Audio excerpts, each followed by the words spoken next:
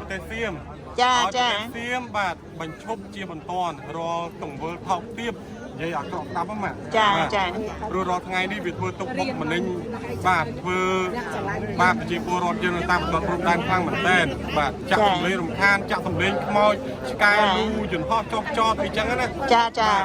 ហើយសូមឲ្យប្រទេសសៀមគោរពកិច្ចព្រមព្រៀងរបស់ប្រទេសបារាំងបាទ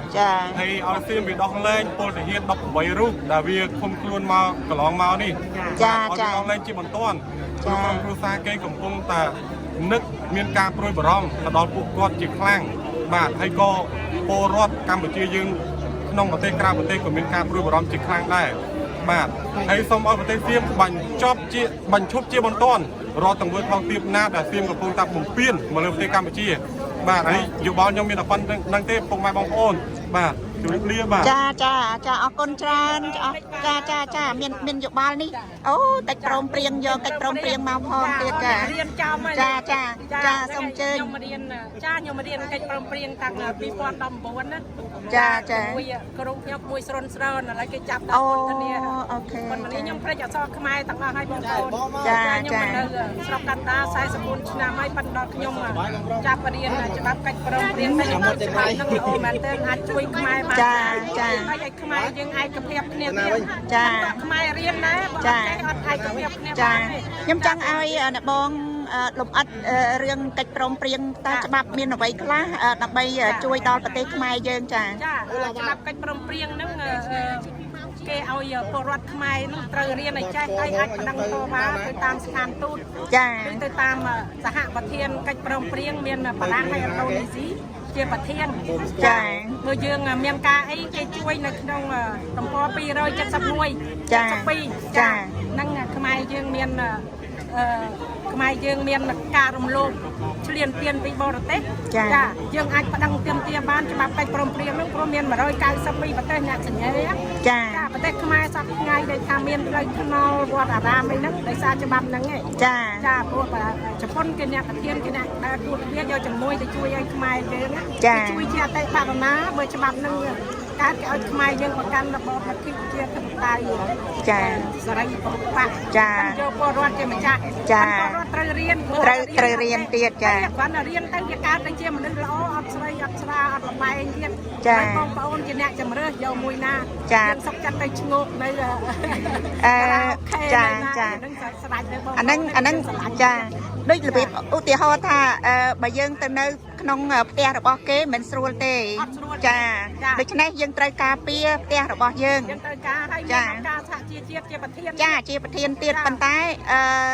ប្រទេសខ្មែរយើងត្រូវតែគេឲ្យមានប្រជាធិបតេយ្យលទ្ធិប្រជាធិបតេយ្យនិងចាសេរីពហុបកចាដូច្នេះអ្នកបងចង់មានប្រសាសន៍យ៉ាងម៉េចផ្ញើទៅរដ្ឋាភិបាលខ្មែរយើងខ្ញុំចង់ផ្ញើទៅរដ្ឋាភិបាលខ្មែរនិងគណៈបកគ្រប់ឲ្យយកច្បាប់កិច្ចព្រមព្រៀងនឹងជាគោលឲ្យខ្មែរយើងសាមគ្គីគ្នាបើយើងយកច្បាប់នឹងជាគោលខ្មែរសាមគ្គីគ្នាចាមុន$23.91ខ្មែរ4ភាគ2ចាមានច្បាប់ហ្នឹងគេឲ្យគោរពច្បាប់ហ្នឹងខ្មែរ4ភាគ2ត្រូវគ្នា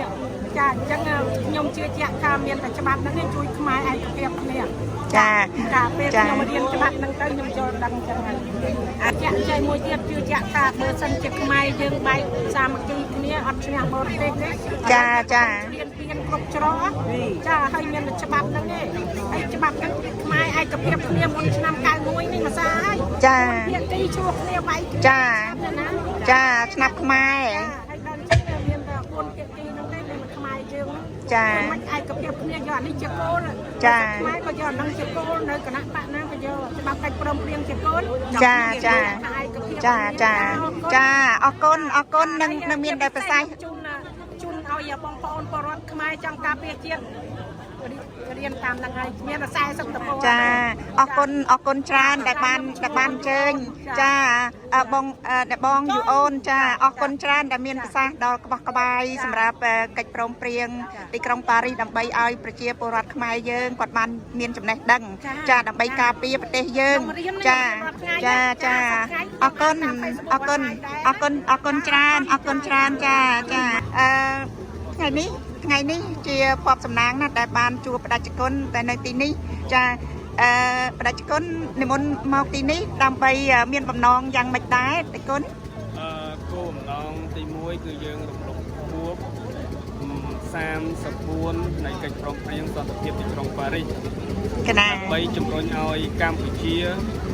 យកនៅកិច្ចព្រមព្រៀងនេះដើម្បីដោះស្រាយនៅបញ្ហាព្រំដែនកម្ពុជាហើយនិងថៃដែលថៃបានឈ្លានពានមកលើកម្ពុជាយើងហើយមនុស្សជាច្រើនមែនទែនបងប្អូនខ្មែរយើងជាច្រើនគឺអត់បោះបង់ប្រជាជនកម្ពុជាទេនៅតែតស៊ូព្យាយាមដើម្បីទាមទារយុត្តិធម៌ជូនប្រជាជនកម្ពុជាយើងបងកណាអរគុណតេគុណតេគុណមានចង់មានសង្ឃិកាយ៉ាងម៉េចដែរតេគុណបានពី3ម៉ាត់យើងសម្លេងខាងក្រៅរៀងលឺបន្តិចដែរកណាថ្ងៃនេះគឺ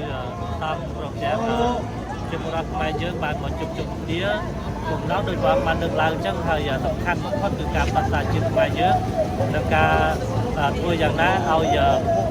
កម្ពុជាមានលទ្ធិជាតិធិបតេយ្យគ្រប់សិទ្ធិមនុស្សព្រមទាំងលើកកម្ពស់នៅកិច្ចព្រមព្រៀងទីក្រុងប៉ារីសដែលគេថាស្លាប់ទៅហើយប៉ុន្តែ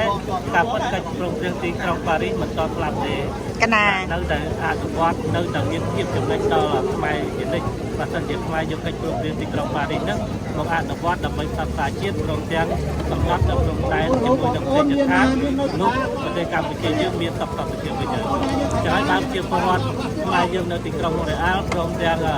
នៅខេត្តផ្សេងៗទៀតមកប្រជុំគ្នាក្នុងពេលនេះគឺការចូលរួមផ្ដល់ជាមតិយោបល់ក៏ដូចជាសម្លេងឲ្យរដ្ឋាភិបាលខ្មែរយើងគោរពសិទ្ធិមនុស្សនិងការពារលទ្ធិជាតិទាំងឡាយដល់គ្នាកណាអរគុណតេគុណកណាសូមថ្វាយគុំលាតេគុណកណាមុនដំបូងគឺខ្ញុំសូមចំណងពរទៅដល់ព្រះសង្ឃទាំងអស់និងរាជប្រជាជនខ្មែរនៅក្នុងប្រទេសទាំងអស់